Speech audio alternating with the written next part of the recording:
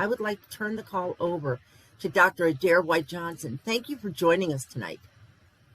Oh, thank you so much for having me. I am so excited to be here to chat with you guys. This is going to be a great evening for you and for me as well. I love to share the information. So let me begin by saying typically when I present, I like to say I present from my experience and my expertise. It's not a cookie cutter approach. I share, when we talk about living well with lupus, I share what has worked with me and with others I'm familiar with. And so I take a little bit of a different approach. I've been living with lupus since I was diagnosed in college, and I want to say it was January of 1987. So I have lived most of my life with lupus. I've lived more of my life with lupus than without lupus. When I was diagnosed, like I said, I was a senior in college before I was married, before I had children. So I've been through a lot with it, as many of you also have. And somewhere along the way, I decided to take the control that I could have control over. The body, not so much. It does what it does, but my mind is what helps me to cope and live well with it. So every time I teach and I speak about living with lupus, I always speak from the perspective of changing how you think, because if you can change how you think, then you can change how you behave. So that's the perspective I'll be sharing with you tonight. 7 steps that I have created for living well with lupus, not just during the regular time of the year, but through Christmas time, because as Terry said, there's a whole lot going on that changes around the Christmas holidays. So, and this is a little bit different in the times that we live in. We're kind of uncertain. You don't know what you should do, what you shouldn't do. It changes from day to day or week to week. Every time we turn around, there's something different. But again, I strongly and firmly believe that a lot of it starts in your mindset. So if we can get our minds right, then we can get our bodies right to a certain degree. As I said before, lupus has a mind of its own. Even when my mind is right on point, I'll wake up and feel like crap and like, okay, I can't do this today, even though my mind was right, So it'll creep up on you. But generally speaking, overall, to live that happy, health, safe and secure life, it begins with the mindset. So I'm going to go ahead and share my screen.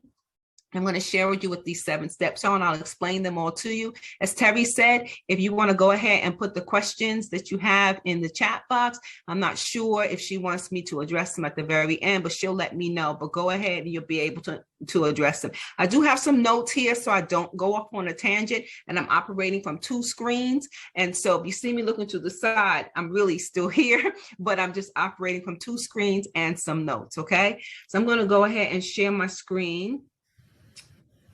And I'm going to start this from the beginning. Slideshow from beginning. Okay, now this is the part where I confuse myself. What do you guys see on your screen? Because I have 2 screens. Adair, you want to share the other screen now? Because Okay. we're seeing the slideshow. We're not seeing the actual presentation, which might be on the other screen. Okay, so that's the part where I get confused. Even when I teach my classes, I get confused.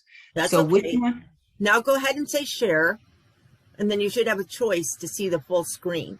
Did you start the presentation? Yeah, I started it. Should I stop it? No, that's fine. Go ahead and hit share. Well, share is white. It is white now. It's not blue. Okay, there's blue. Okay. So what do you see? The same thing? Now we see your presentation. Okay. Perfect. Thank you. There you go. I always have my students help me with that because I get all confused with these 2 screens. Like, I don't know who's seeing what. Okay. So this is just the title, Get Over It. 7 steps to living well with lupus during the holiday season. But what I'm going to share with you, you can use throughout the year, but particularly focusing on the holiday season because that's where we are now. Okay, where's my arrow button? Okay, too many things. Okay, do you see the next screen? I want to make sure. Yep, we do. Okay, awesome. So this is and I don't want to call it a theory because the researcher in me knows it takes doing collecting data over a series of time before you can call something a theory. But this is the mindset that I use. This is what I teach and I share and how I live my life to live well with lupus. And it's my belief system. And with the belief system, there are 7 steps that I will cover tonight: birth control, emancipation, listening, inner integrity, evolution of emotions, victory, and ending. So I'm not going to do a deep dive because this is literally like a whole class, but I'm going to share with you the most important parts of each one. And this is the mindset. I always tell people, you have to trust and believe, and you have to trust the process. A lot of people will say, yes, I do believe. Yes, I do trust. I'm very faith-based, but I don't shove it down, people's throats, but that's just the way I am. A very faith-based. People will say that they trust and believe, but then they question what has been presented before them. And it just shows that they really don't trust and believe all the way. I'm a firm believer in belief, and this is the system that guides my life. So let's start with B. Oh, we're going to skip that one. B is going to be birth control. So I know many of you are saying, okay, what does this have to do with this particular presentation? And I say, just as many people use contraceptive methods to prevent pregnancy, to block becoming pregnant, to stopping the pregnancy and unplanned pregnancy, we have to create methods to stop ourselves from birthing negativity in our own lives. Sometimes we are our worst enemies and we get in our own way of success, of happiness, of safety, of security, of even being healthy. We get in our own way. So if you want to live well, if you want to deal with all the hustle and bustle of the holiday season, it begins with your mindset and really stopping yourself from being your own worst enemy, stopping the negative thoughts to come in your mind. If today is not a good day, that doesn't mean tomorrow is not going to be a good day. I look at it like, okay, today sucks, it's horrible, but tomorrow is just a day away. So instead of birthing negativity, saying today was horrible, I know tomorrow is going to be horrible too. Instead, let me deal with today. But what's going to be positive is that tomorrow is just a day away. And that's important because sometimes we'll find ourselves wallowing in, fear, confusion, and doubt. And then we start to attack our own selves. So when I say using birth control, that's one of the mindset shifts that we have to protect ourselves against birthing negativity into our own lives. It has nothing to do with anybody else. This is what we do to ourselves. So when we take birth control as women, for example, we're protecting ourselves. So when we take birth control for our mindset, we're protecting our minds, which will then also protect ourselves. So it's really important that you create a form of birth control, to stop yourself from being your own worst enemy. And this could include, and I'm a big fan of writing because I'm an author. This can include journaling. This can include taking your phone and sharing your negative thoughts, just getting them out, just getting them out. I work with little children part-time, and we talk about this. They'll be angry in the morning at 8:30 in the morning, and I may see them at 9:30 or 10. And I'm like, okay, so that happened at 8:30. It's 10:30 and you're still mad? You're still angry? We have to put a timer on this. I respect your feelings because feelings are never right or wrong. It's what you do with them is what makes them right or wrong. But you have to put a timer on those feelings. Don't let it ruin the whole rest of your day. So part of that in helping them, I'll tell them, maybe you can record to get the anger out. Use your phone to just cuss out whoever needs to be cussed out, whoever did whatever to you. If you need to cry it out, take a moment. I was at the school today. The teacher was having a bad afternoon. I happened to walk in. I told her, go to the restroom, let it out, get yourself together. Then you have to come back and deal with the 3rd grade class. So really getting rid of that negativity. Don't let it give birth to more negativity. So she was able to come back in the classroom and deal with her children. So I hope this makes sense to you when I talk about birth control, and that you want to create a contraceptive method that can stop you from, birthing more negativity in your life. Whether it's, again, you may want to exercise, you may want to walk, you may want to talk it out with somebody, you may want to write, whatever it takes for you to stop getting in your own way is what you want to do, especially during the holiday season, because there is so much that's going on. So I hope that makes some sense. Okay. So the next step in it is emancipation. And emancipation is related to birth control. Birth control focuses on you taking control of your own life and stop giving birth to negativity and to toxic situations. The emancipation is freeing yourself from the negativity that others may bring to your life. And that happens a whole lot over the holiday season because we're more engaged and more involved in our families, from Thanksgiving to Christmas to New Year's. Family that we may not normally see and deal with, we're now seeing and dealing with, because that's just the culture of the holiday season, family gatherings. But you still have to protect yourself and your mindset. So when we talk about emancipation, we want to free ourselves from toxic people, toxic things, and toxic environments. You just want to free yourself from that. And I know sometimes you can't go, if the toxic person is in your house, you may not be able to escape, but you can control how you deal and how you respond to the toxic person. Everyone is different. Everyone's situation is different. So it's not a cookie cutter approach, but you have to get the mindset that you're not going to let them steal your joy because they never gave it to you in the first place. So it's a matter of thinking of the universe is abundant with joy and happiness. You deserve a piece, and anybody that tries to take it from you, that's stealing. Don't let them steal it from you. So free yourself from the negativity that surrounds you. And sometimes some of us actually love it when we're in the midst of things, because we think, we're thriving. That's going to make us feel good. We're in the midst of whatever, and we accept, negative behaviors because we want love and acceptance so much. You don't have to do that. If you're going to live well, because stress is, can lead to a flare-up.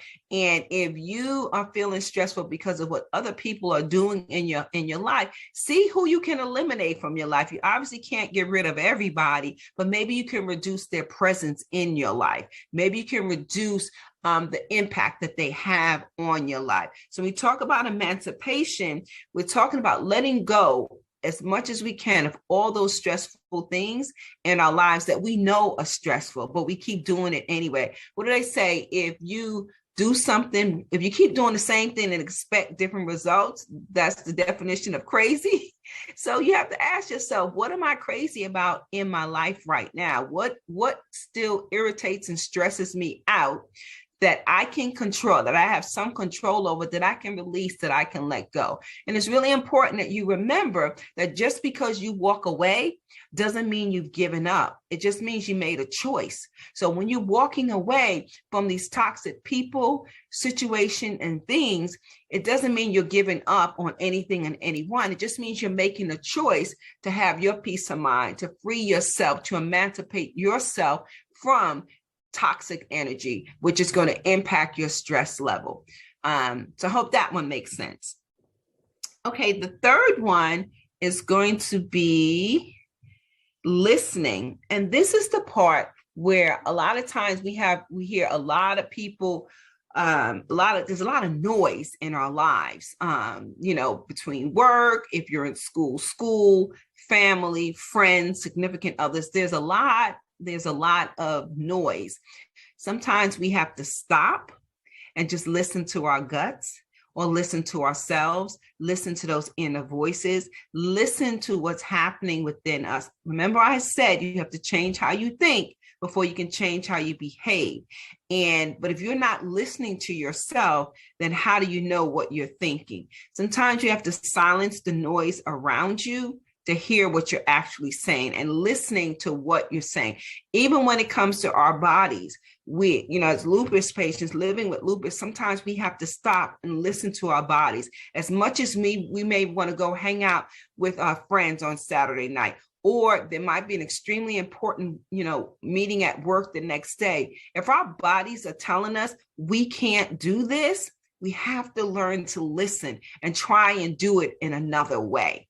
We've got to learn. Thank God we're in a situation now, we're in a season where going virtual or being virtual is not taboo, where it's okay if you can't physically be present, but you can virtually be present. Making different choices, really honing in and listening to what your heart is saying, what your soul is saying, what your mind is saying, and that's going to impact what your body is saying. They all kind of work together, but a lot of times we listen to what other people say before we listen to what we're saying to ourselves, before we listen to what our gut is telling us, following our instincts. So if you're surrounded by toxic people and you know it, but you're trying to cover it up and you're putting Band-Aids on gunshot wounds to make the relationship work, you may need to take a step back and listen to what your gut is telling you. Because if your gut is all torn up and you got all this toxic stuff, these feelings inside of you, that's going to impact you physically.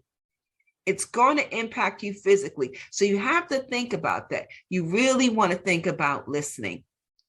So when we talk about your the leadership, and I'm not going to do a deep dive with that, but leadership is after listening. What are you going to do to lead your life to a better path? And that requires creating plans of action, because a dream without a plan is just a wish.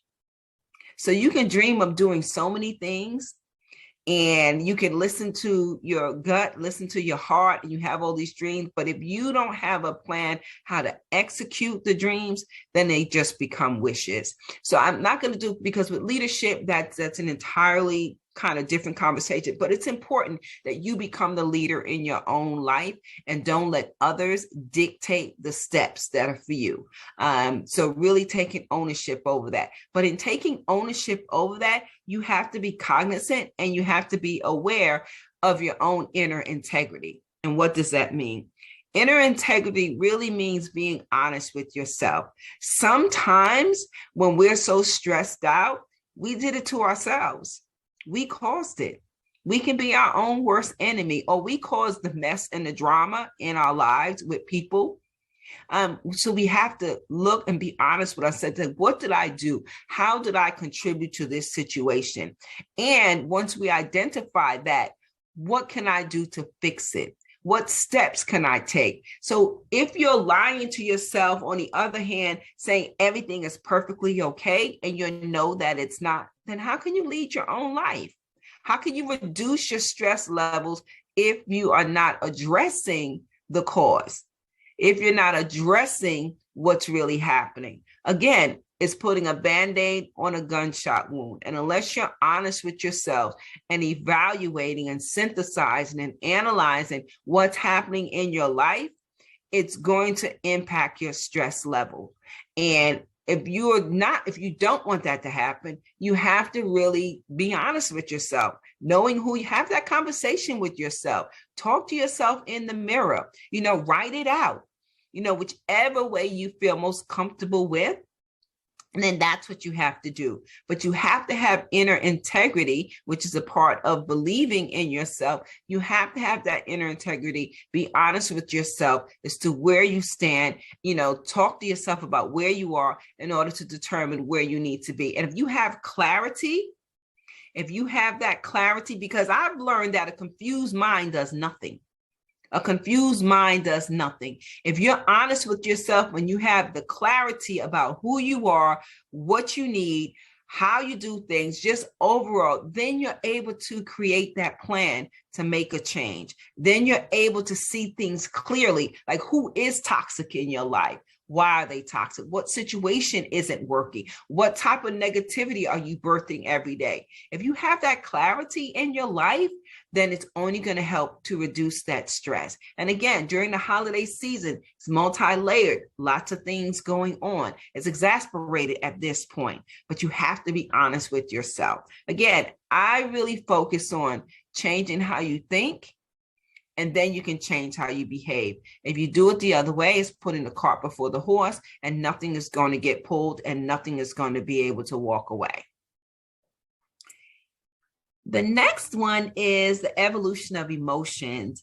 And I kind of like this one in that sometimes we forget that our emotions can change over time. So what you may have felt and thought that you wanted a month ago could be different today. And guess what? It's okay. See, you own the power of change. So use that power to make the changes that you need to make. Now, if it impacts the lives of others, of course, you want to bring them in on how you think and what you're feeling, and maybe bring them in on the plan to make the change. But don't doubt yourself, and don't doubt yourself, and don't get upset with yourself because you don't feel the way you felt last month. It's okay. We're bred that way. Different experiences start to mature us, and different experiences force us to see the world and situations in different ways. So just because you loved somebody last year doesn't mean you have to love them this year. Just because you liked somebody last week doesn't mean you have to like them this week.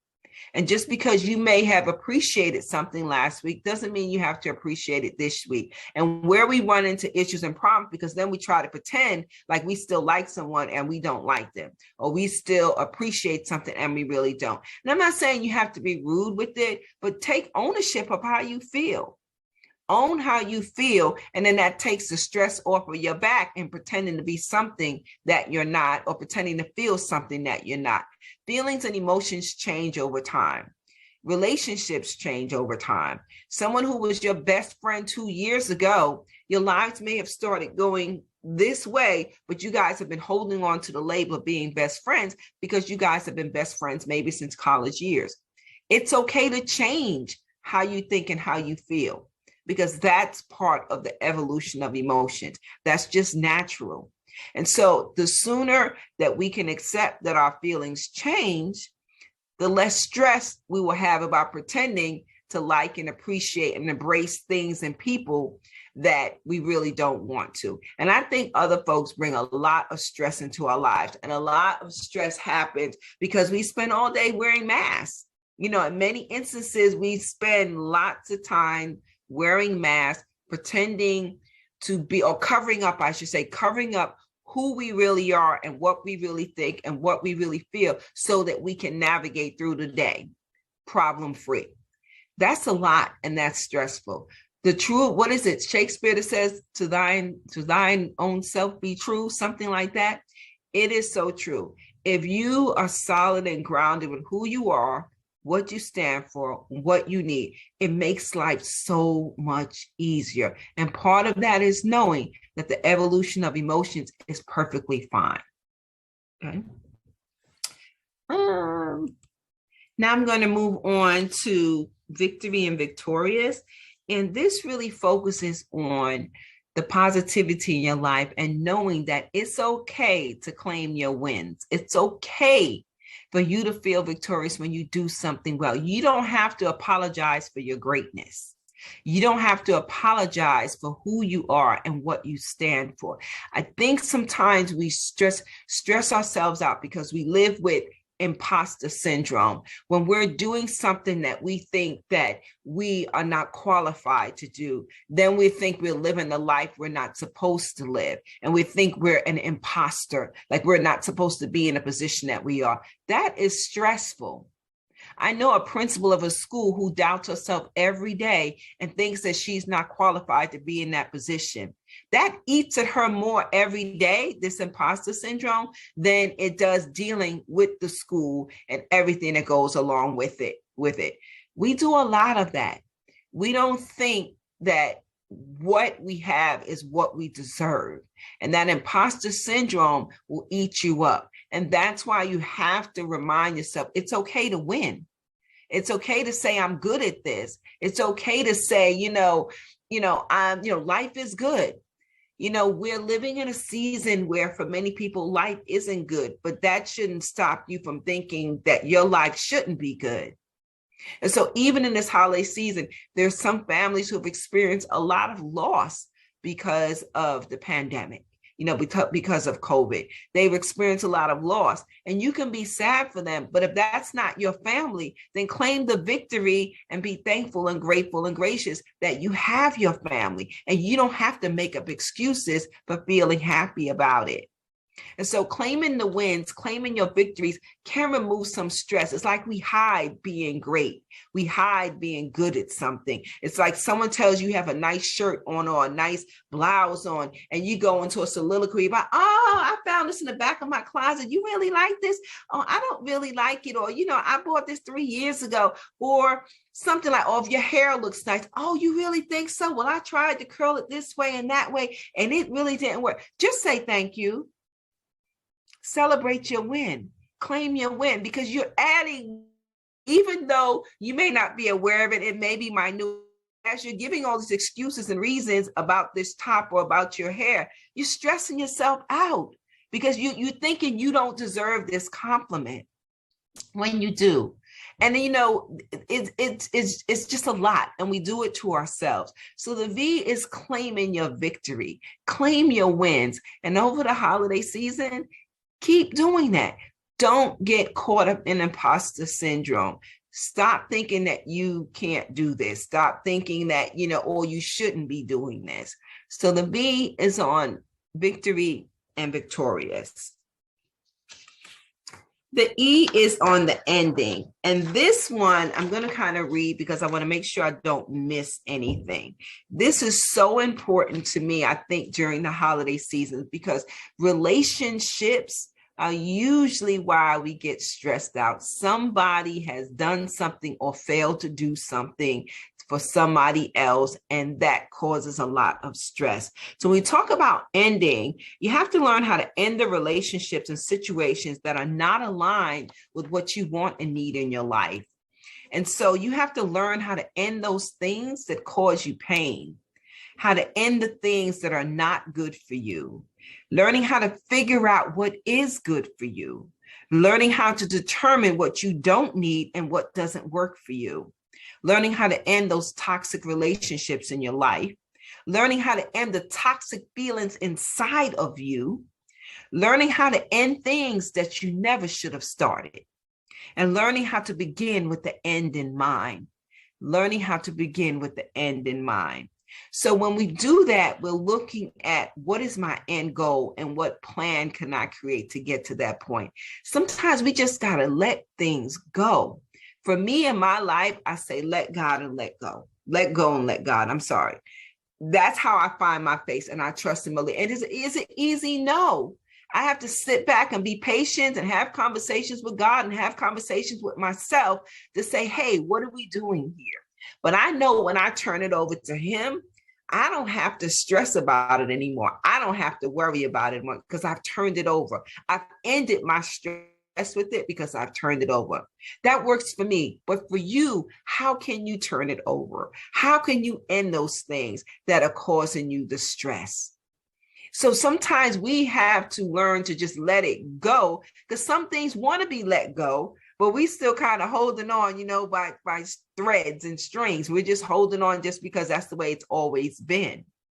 But if you can learn how to let go, how to end things, some of the things I just listed, that stress level that you're feeling, you'll be amazed. You'll sleep good at night, and it's hard. I'm not saying this is easy. It can be very hard and very difficult. But if you want to live that life that's healthy, that doesn't contribute to your flare-ups, it includes ending and letting things go. And sometimes that means letting things that we go that we should have never started. Toxic people, toxic things, being good to ourselves. So what I've shared to you very briefly were the 7 steps. We can go in so many different directions with those, but this is my experience and my expertise, how I've been able to live well with lupus. Now, notice I didn't say live perfect, totally live stress-free, but I found my sweet spot, my soft space. That's not to say that, on different days there isn't something else that's, but I also know how to lean on my triple shields of grace, faith, and mercy. So I know everything is going to be all right. It's a rough path. It's a little bumpy, but I know on the other side, everything's going to be okay because I do trust and I do believe. And that works, that works for me. But I do believe the things that I've said, many have said these things just in different ways. For me, I just created the acronym so I can, stick to it, understand, and remind myself. But many therapists, many people have said these same things in different ways. Of course, we also know that organizing, our to-do lists are so much longer during the holiday season. So we want to organize our days or our list, and that'll help us with that clarity. So we won't feel confused and won't get stressed because we feel like, I don't know what I'm doing. And I don't know how I'm going to get all this done. When I talked about easy wins, if you make a list of the things you have to do, if it's a list of the Christmas gifts you have to get, have a list so you can visually see it. And once you go through the list, visually check it off. We talked about easy wins. It's an easy win for me when I see I can put a check mark next to the thing. I tell people all the time, oh, I'm so happy I can put a check mark next to your name. That means I'm done with you, so I can move to the next thing. So organizing your time, I tell people my most precious commodity in my life is my time. I don't let people waste my time. I don't let people take my time. And if I give away my time, it's called volunteering. And I raise my hand for that. My time, I can never, ever, ever, ever get back again. So if you get it from me, it's got to mean something. And I know what stresses me out is if I feel someone is wasting my time. So I don't play that type of game, and I remove that type of stressor in my life. So I organize everything so I don't have to feel like somebody is wasting my time, because I will literally walk away if I feel you're wasting my time. That's just my little pet peeve on how I do it. But that organization is key to reducing that confusion and that doubt. Making sure you get sleep. Of course, we know that they tell us that, I shouldn't say sleep, maybe I should say rest. Because sometimes when I used to run around with my children when they were younger, I didn't get a lot of sleep, but I was able to get rest in the car while they were out there doing their football stuff. I'd sit in the car and halfway watch them while I was resting. Sometimes just rest your brain, just lay there. I know our devices keep us busy. I was telling Terry, my phone is broken now, but on the flip side, last night when it wasn't working at all, I realized I had more time because I didn't have the phone to play with. So resting our minds, resting yourself can also be helpful and reduce the level of stress. And trying to eat, I would say properly, but that looks different for everyone else. I know I'm not an eater. I don't have a love relationship with food. I'll get a headache, and then that stresses me out because now I have a headache and I got to get rid of the headache. It's a hunger headache because I'll go all day and not eat. So now I make a conscientious effort. I have an alarm on my phone that will tell me, at 11:30, I'm going to need you to eat something so you won't get a headache. So little things like that you can manage and control, organizing, getting more rest, trying to eat, and that type of thing. So in conclusion, I just want to say I've thrown a lot out to you in a short period of time, but just know that every drop eventually fills a bucket. So every little thing you do will actually lead to the larger goal that you have. Like I said, even with your list, Christmas gifts, when you start checking off what you've done, you'd be amazed at how it makes you feel inside, because that's an easy win. Every drop eventually fills a bucket. Knowing that if you trust and truly believe, then things are going to be all right. And when you know things are going to be all right, it automatically reduces that stress level where you can say to yourself, I'm going through this bumpy time, this holiday season, and we only have 2 more weeks. I'm going to get through it on the other side because I trust and believe. It will reduce your stress level. It really, really, really, really will. So it all starts for me with the 7 steps to living well. And that is to recognize and understand and embrace the concept of belief. So that's all I got for you tonight. And so hopefully it's been helpful. Yeah. That's all I have. And I'm going to stop the share and come back to you, Terry. Okay, here we go. Adair, that was absolutely wonderful. Can you hear me? Yes. Mm-hmm. That was wonderful. So many great tips. We're getting a lot of comments, but they keep asking you, what did you get your PhD in? That keeps coming up in the comments. So my PhD is in education, actually sociology of education with a concentration in urban education. But I have a master's degree and a 6-year degree in counseling. So I merged the two of them to be able to do the things that I do. So. Okay. Well, your counseling really comes through in what you talk and how you talk to people and give them so many, really, I can't tell you how many great ideas. I think the one that I walked away with really was the endings, of knowing when to leave a toxic, and they always say toxic relationship, but it can be a toxic anything. It can be a toxic hobby. It can be a toxic neighbor. It can be any different thing. And it doesn't make that thing bad. It just makes it bad for you. And right. Right. And a lot of people will hang on to things because they don't want to look weak. They're used to it. Some people would rather live in a comfortable hell than strive to go to an uncomfortable heaven. Right. And so we're comfortable and it's easier, but we have to give ourselves permission and allow ourselves to embrace change. That's when we talk about the evolution of emotions. It's okay to change how you think and how you feel, but people kind of get stuck in that rut. So you have to learn how to end it. You really just have to. And just because you walk away doesn't mean you've given up. It means you made a choice. Like, I'm not doing this anymore. Right. It is not, you're right. It's not about failure. It is about moving on. It's just about moving on. Okay. You know what? At this point, I want to introduce Kelly. Kelly, are you there? There you are. You can unmute yourself if you will as well. So, when I put these two women together tonight, I had no idea it didn't dawn on me that both of you had been Faces of Hope for our chapter. So to everybody who's on the call tonight, we have a program called the Faces of Hope, where we used to pick 3 people a year to represent the chapter. And each one of these two fabulous women were Faces of Hope. And it's because they inspire people. And that word inspire is overused, but truly, both of your stories and both of your journeys and what you've done living with lupus is truly inspiring. So I'm going to give a minute for Kelly to tell her story. And Kelly, just tell us a little bit about yourself, your connection to the chapter, to lupus, and what you've been doing. Okay, well, good evening, everyone. Dr. Adair, that was wonderful. I just want to say that before I introduce who I am. I'm from Georgia. I went to Georgia State University and I got my master's in public health from Morehouse School of Medicine. And that's when I got a connection with the Lupus Foundation of America when I interned there. I was diagnosed with lupus when I was 16, so I was in high school.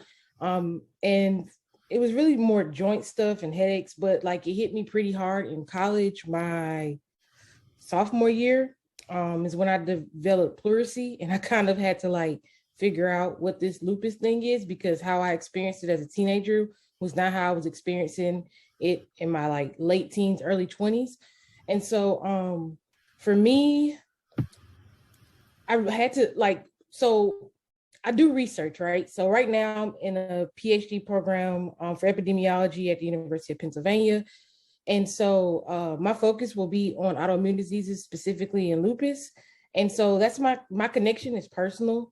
And I've learned a lot from the organization and reaching out to people and being a support group leader.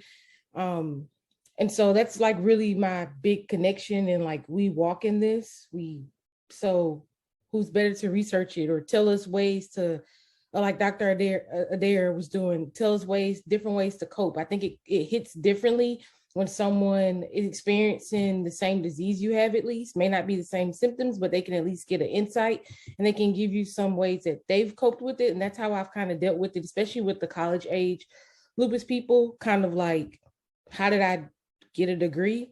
Sometimes I'm still baffled that I did, but this is how I did it with lupus, even though I had a huge flare. And so that's kind of my connection to it. Hope That's what you asked for, right, Terry? I did. And, Okay. I think, I didn't think I emphasized, I said it to you when I talked to you yesterday, what a smarty pants you are. So you are at the University of Pennsylvania getting this PhD. And it's interesting when you say you look back and said, how did I do this? Like go through college.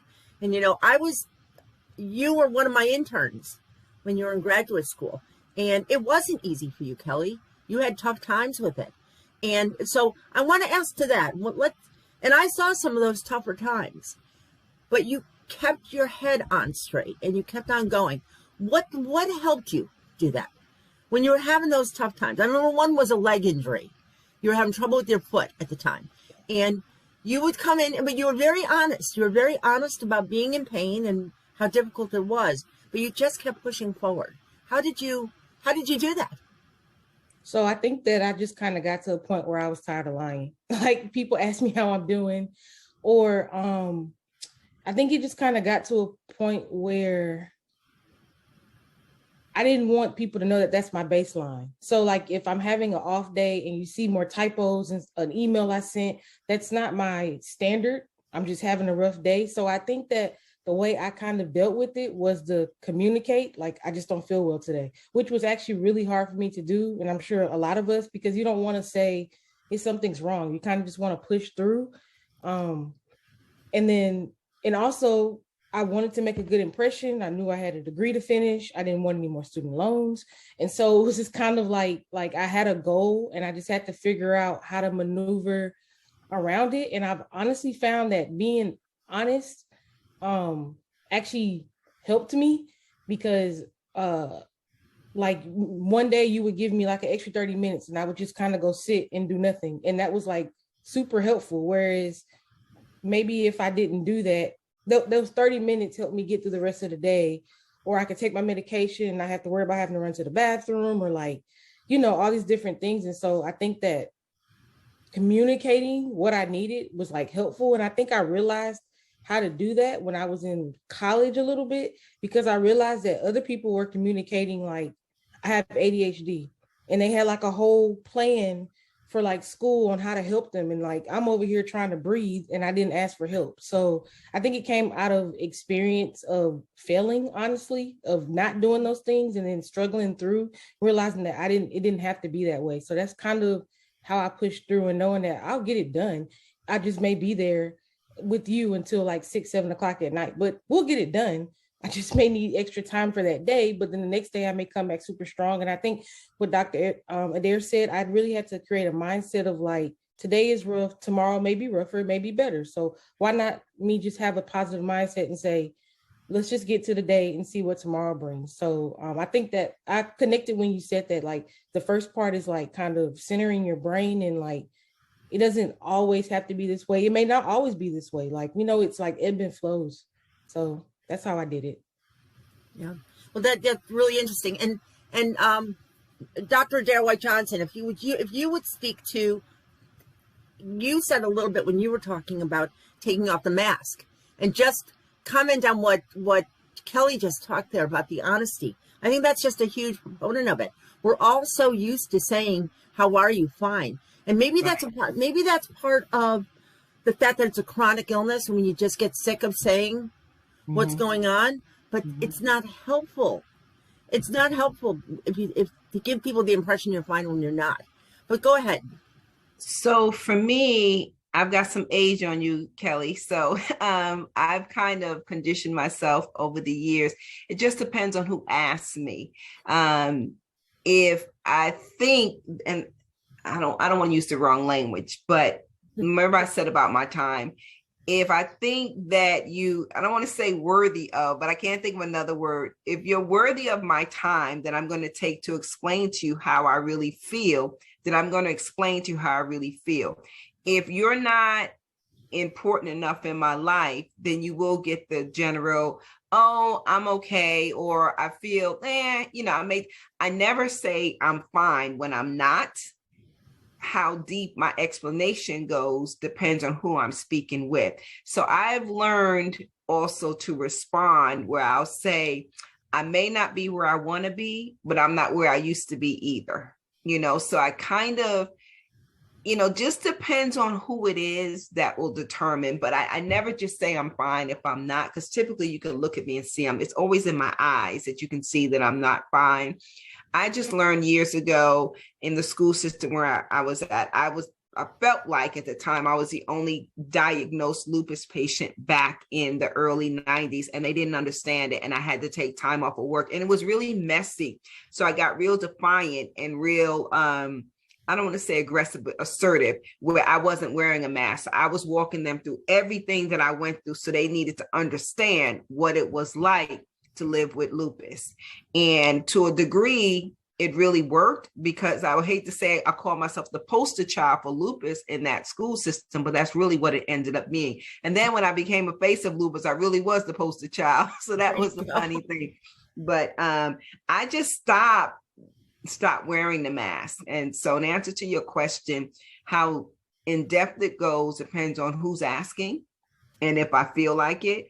But if I don't feel, I'll tell someone that they say, oh, I didn't see you here yesterday. Well, I have lupus and I couldn't come. Literally, and I'll walk away. Because I'm working at a school now part-time, and I'll wake up and I'll know I can't do this, so I don't want to do this today. And so my explanation, next day I have lupus, I didn't feel like it. There you go. There you go. Well, I think what's interesting with that too, it is adjusting that answer to people. And I think it's also not so much, it's not even to me to how much important a person is in my life. It's how much I know they'll listen to the answer. Because sometimes people ask they ask the question and they're off looking out the window or checking their watch or doing whatever. And then you learn with those people, you don't want to give the big in-depth answer. But Kelly, you said something that why this community is so important. It's because, Adair, if you look at Kelly and say, I'm tired, she knows what tired means. Somebody without lupus might not get what tired means. And their answer sometimes back is, well, so am I. And that's probably when the smoke is coming out of your ears, because it's a different kind of tired. So it's really being able to talk to people who get it, right? Does that make sense? Yeah, absolutely. It does. It does. And sometimes I can honestly say, I don't feel like explaining. Like I just don't, I don't feel like that's more time that, I feel like not that I'm wasting that time. I just don't feel like it. I'm just at this stage in my life. I don't do anything that I don't want to do unless the government tells me I have to. I love it. It's definitely unburdening to just say, I don't feel good today. Like if I said that to Dr. Adair, she'd be like, okay. And like, that's it. Like, I don't have to say what exactly is hurting, why it's hurting, how long it's been hurting. It's just like understood. That's like super unburdening. Whereas when you don't talk to, and I'm sure that's across all diseases, right? Like you just kind of get it. So that's definitely, for me, it's unburdening. It's just kind of like, it is what it is. We see each other and we can move forward. Yeah. One of the things I realized is that once I had, because I'm also retired and the contract position I have is just a short little contract, but I retired 9 years ago. But when I was in the school system full time, I wouldn't say I had educated all the people around me. There was to the point where I could just say, I'm just having a bad lupus day. And that was enough explanation for them because I had educated them along the way, and working with them for so many years that people stopped questioning me as much. They realized because there was more education in the 90s that came about in the 2000s, people started recognizing it was more pronounced, put it like that, like it was a real disease, that they understood better, or, it's almost like they felt like it was real and I wasn't making things up. Initially, that's what I was feeling. They thought I was making things up because they didn't understand. They didn't know. That is so often. That is so often what people hear, that they do think that they're making things up there, and that's exactly how it has gone and still does continue a little bit to go. And I think part of it too is if you're being an overachiever and being an achiever and wanting to put that good face forward and not wanting to be a burden, which people with chronic illnesses are not burdens. But I talked to somebody today who is very much an overachiever with lupus and has had it's caused a lot of problems because they haven't given themselves permission for downtime.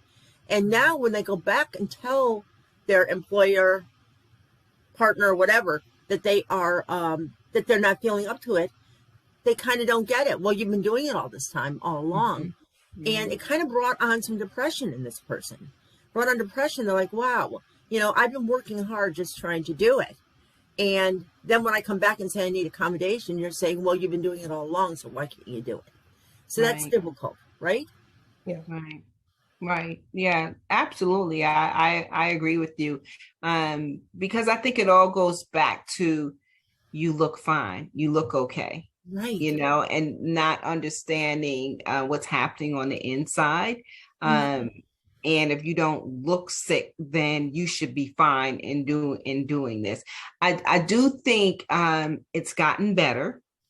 Absolutely. But it's still, using my own quote that I use for myself, we may not be where we used to be, but what was it that I said? I may not be where I used to be, but I forgot what I said. But we may not be where we want to be, but we're not where we used to be either. Right. So I do think, because it seems like a lot of people know someone who has been impacted or has lupus now.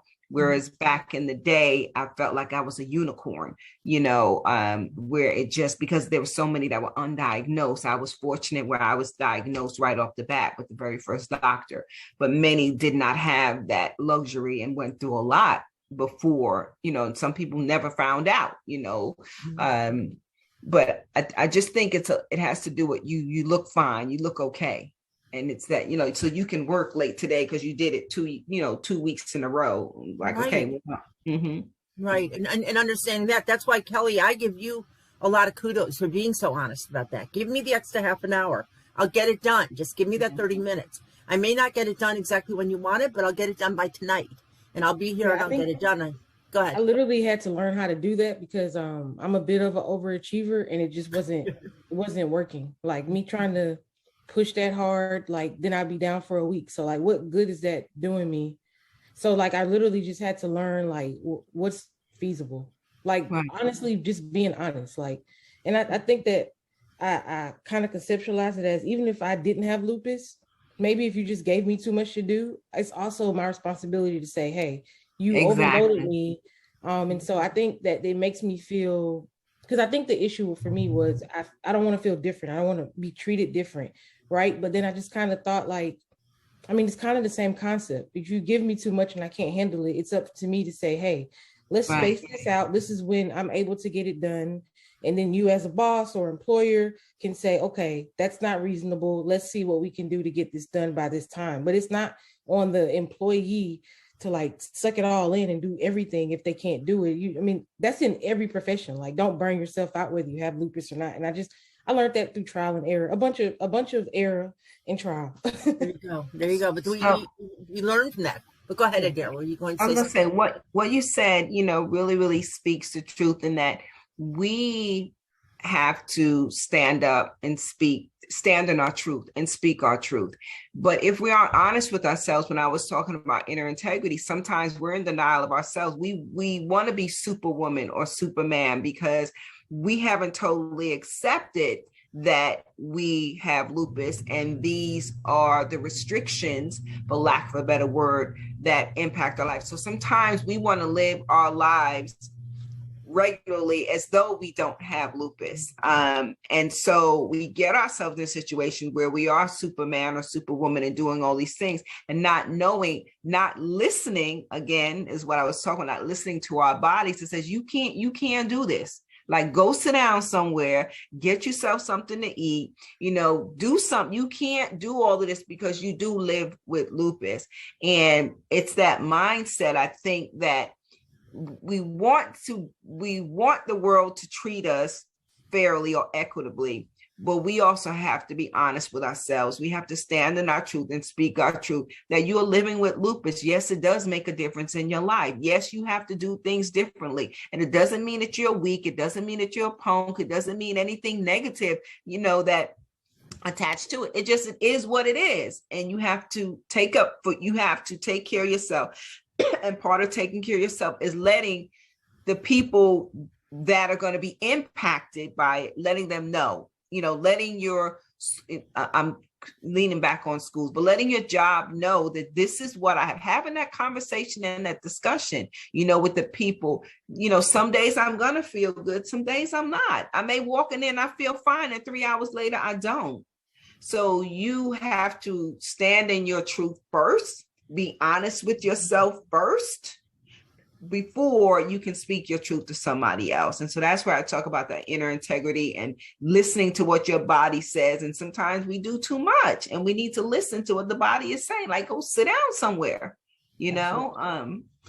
especially when I know for me, I have 4 boys, very active lives. It's just a lot going on in my life, even though they're older now, but I travel every weekend, and there's some Mondays when I'm supposed to go to the school, I wake up, I'm not going, I'm not doing that, because I know that if I push too hard, I can push myself into a flare, and you don't want to do that.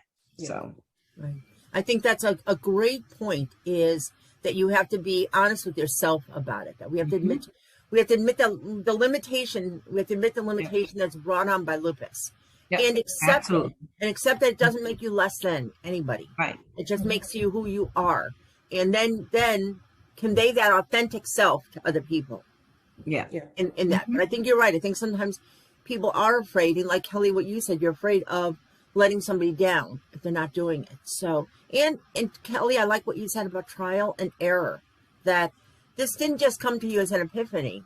This came to you through trying certain methods, and they worked, and then other times they didn't work. And I think that's the message for all of us. Somebody did have a question about family acceptance. Can we just address that for just a minute? If you've got family members who the people closest to you don't get it, do either of you have any insight into that? Or yeah, I would say my mom, so when I was diagnosed at 16, she didn't really subscribe to it. I guess that's the best way I can say it. It took for me getting sick in college and being hospitalized for her to like wake up. And then when I got hospitalized again, and what I did, my dad has always been kind of good. He just didn't know what was going on. But I think for my family, what I've done is I've gotten them active in the Lupus Foundation, because there's like a whole bunch of educational things, and I just like send them a link like, hey, just attend this tonight. Like, so I took the burden off of myself having to like say XYZ and like made them do some groundwork, because if they want to know, I mean, that's a lot on a person that's already not feeling well, or we don't even know all the time, like what our lupus looks like. Right. So like you can do it on your own time, go and watch the playback. So that's what I do with my family. I sent them resources for them to watch, and then they would ask me questions, and then I could say, well, this is what the doctor said, this is how I'm feeling today. So like now my mom, like she's almost like over momming at this point. It's like she was so worried about me moving to Pennsylvania because it's cold and I have like really bad arthritis. She's just like, well, I just don't know. And so now she's sending me socks and long johns. But like this didn't happen like in 1 year. So I'm not saying like this change happened. It kind of happened after like a big deal, or after me saying something like, stop asking, like, so I don't want to make it seem like it was just like overnight and like she got it. I think that she's still learning. I think my dad is just one of those people that he just believes what I say. He doesn't really need the education. He's just like, oh, you have a headache today. I'm sorry. I don't think he even like puts it. People that know my dad know he's super simple. Your dad is awesome. I met him. I met him at our summit. He volunteered. Yeah, he's super chill. So he's just kind of like one of those people. And he'll ask me, "Oh, is that lupus related, or you just have like a regular headache?" And I'm just like, "I don't know, Daddy." He's like, "Oh, okay." And then for my wife, although she's in the medical field as a physician assistant, I think that she educates herself constantly, because I mean she lives with me. She's the one that interacts with me the most, and so I think that she's trying to figure out when I'm actually being lazy and when I'm like having a lupus flare, and trying to help me differentiate the two. And it's actually helpful, because some days I am just lazy. Nothing wrong with me, just being lazy. And that's completely okay. So that's what I did for my family. I sent them to the Lupus Foundation and got them on the educational path. There you go. Well, and I think there's another issue too. It's not just, I know we're running out of time in a minute here, but a lot of times there's a correlation where you can't tell whether it's lupus or it's depression. So that's right on tonight. Okay, I'm run down today and I'm not motivated. Is that a lack of motivation because I'm depressed, or is it a lack of motivation because my body is saying just quit? So Dr. Johnson, what do you say to that? To trying to figure out what it is, and family, if you want to add on family. Well, for family, I didn't go to education. Like I said, I was diagnosed in 87, didn't even know what a lupus foundation was until I got down to Georgia years later. I guess it was in the late 90s, I want to say, when I discovered the foundation here in Georgia. So my family has just grown and learned with me. Always been super supportive, whether they understood it or not, taking me to different doctors. I've been able to still accomplish my dreams and do the things I want to do. So when I'm sick and I need them, they know I'm sick and I need them. My children, they have learned from the time they were little, I've involved them with the foundation, but they've just learned about the lupus through the years. So my family, I don't think I've done anything special with them. They just kind of grown and learned with me. Now, anybody else, other family members who had lupus, of course, I'm the poster child. They'll call me and ask me and so on. What was the other question, Terry? I'm sorry. About the correlation between lupus symptoms and depression. Oh, yeah. That is a fine line. It is a fine, and not just depression, but any time that I'm sick with something, I always have to ask that question. Is it lupus related, or is this just the flu, or is this just something? Anytime I'm sick, that question comes up, and, I ask myself, and then I just kind of sort of figure it out, whether it's going to the doctor or just letting it take its course. Mindset wise, I'm probably not the best person to ask about depression, because the only time I think I ever was depressed when the lupus caused my infertility between my first son and my second son. There's an 8-year difference between the two of them. But I don't think it was because of the lupus I was depressed. It was because I couldn't have the other child, Right. So I'm probably not the best person, because other than that, I've not been depressed. I just don't let myself do that, if that makes sense. When we talk about the trust and believe, I know everything's going to be okay. So I don't stay in a black hole. So I'm probably not the best person to answer about the depression. Right. Well, I think, there were so many great things about tonight. But both of you, thank you so much for being a part of this program tonight. And I think one of the things that was said is, where you are today is not where you're always going to be. So even if you are at a place where you're not understanding, I think, Kelly, you've seen that through your transition of everything that you've learned, and that it is, it can be a new start. Join this community. There's some people on the call tonight who said they've never been on a call before. So join in and learn and get to know people in this community who can help you. And you two were both just absolutely phenomenal. But I knew you both would be, because I know both of you.